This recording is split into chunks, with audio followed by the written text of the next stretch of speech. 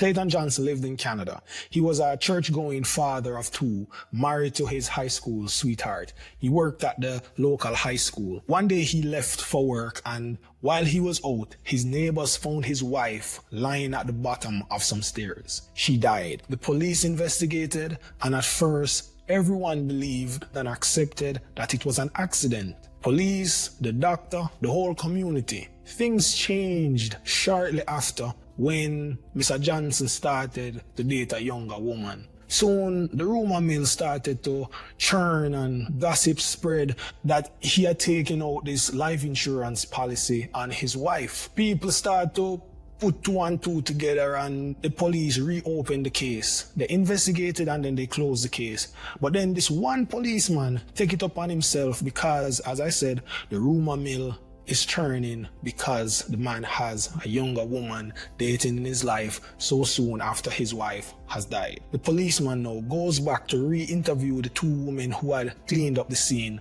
and now their story changed. Suddenly they remembered a lot more blood than they did at first.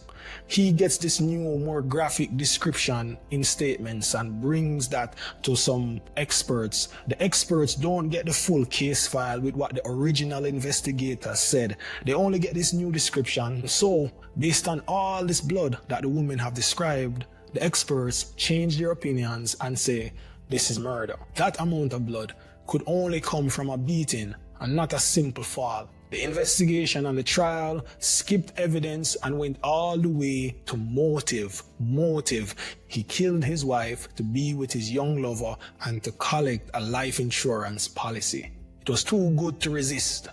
Based on the new evidence and the testimony of the experts, the jury believed and convicted Clayton Johnson. Still, he didn't stop fighting for his innocence. He didn't stop insisting that he was innocent.